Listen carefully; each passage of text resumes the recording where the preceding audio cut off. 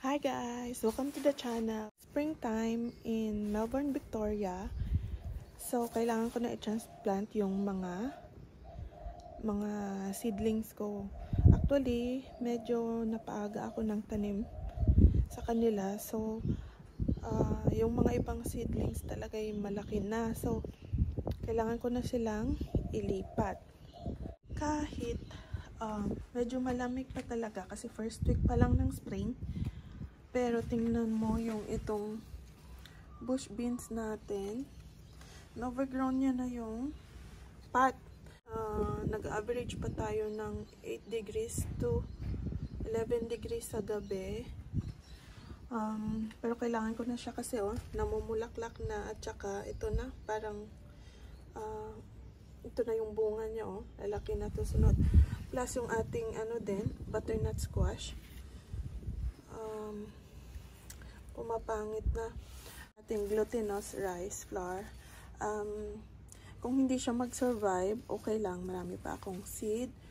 Pero ito, well, ang beans mabilis naman mag-germinate sakaling hindi siya makasurvive din. Ano natin? Corn doon ko ilalagay sa corner, yung may mga butterflies na area dyan sa mga flowers.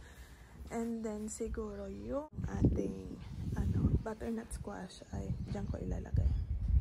Actually, meron na din akong na-transplant na mga tomato seedling din. Test lang to kung makasurvive siya. Kada gabi kinukuveran ko siya ng container kasi medyo sobrang lamig pa sa gabi. Pag sa araw, tinatanggal ko yung cover. Lilinisan ko muna to, tanggalin ko na yung mga flowers yan. Tapos yan, mga na din, mga old stems.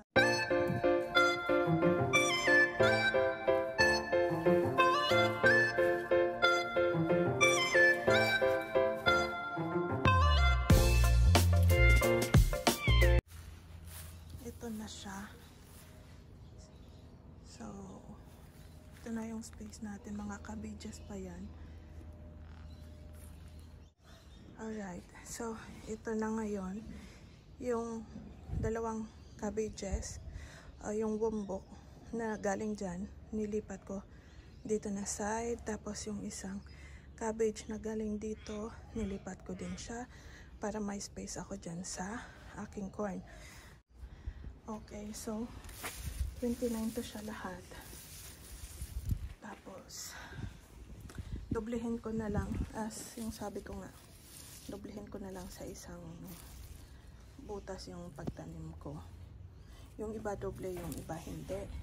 Tapos ito muna, ilipat na muna natin to, itong ating kalabasa. Dito ko balak tanim yung ating kalabasa. So, liman natin. Magit lang siya na space, pero medyo sturdy kasi yung ko lang lalagay ko dito rot bound na siya.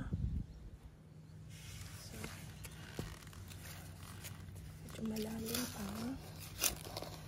Last year dito ko din yata natanim yung squash ko. Butternut squash to. Based on experience ko last year, medyo nakaka-adapt siya sa malamig. Kaya dapat maghihintay ka pa ng mid-spring. I mean, mid-September. Pero masyado niya nang na-outgrown yung pot niya. Kaya lipat na natin siya. Medyo congested lang siya, no? Medyo na ko yung soil. Sana okay lang to.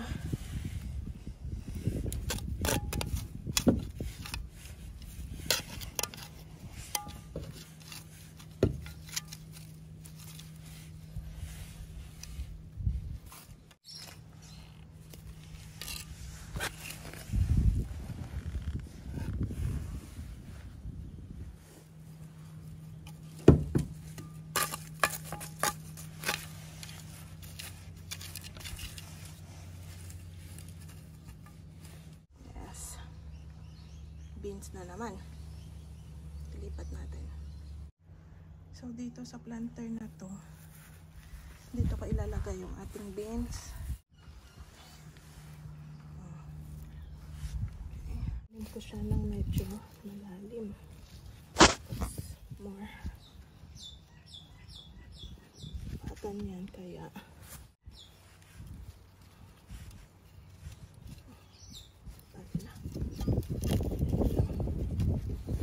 Okay. Maganda yung soil dito, medyo buhag-hag. Next one.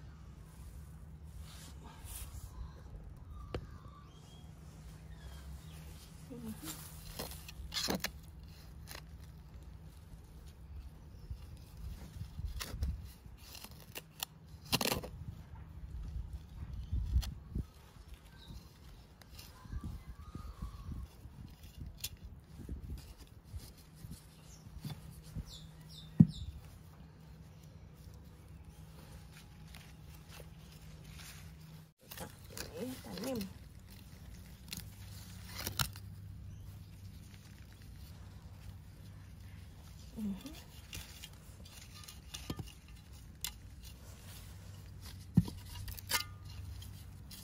Yes, perfect. Yan na yung beans natin. Next is yung corn na. Ito na. Kailangan na natin to. Oh. Root bound siya talaga, guys. Oh. Tingnan ko kung paano to siya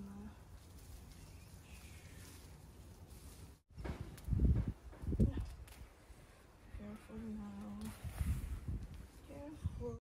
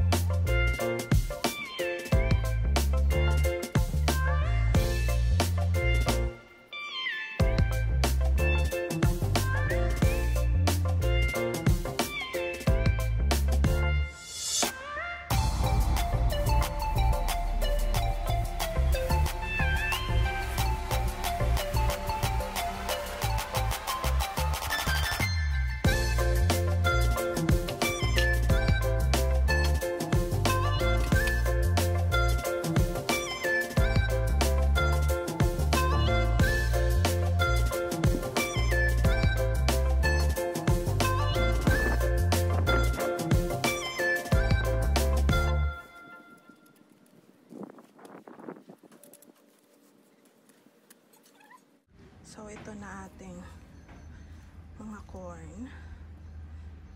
Okay. Ito na ang itsura niya. So, may space pa ako dyan na kahit konti sa ilalim. So, alright, that's it for today, guys.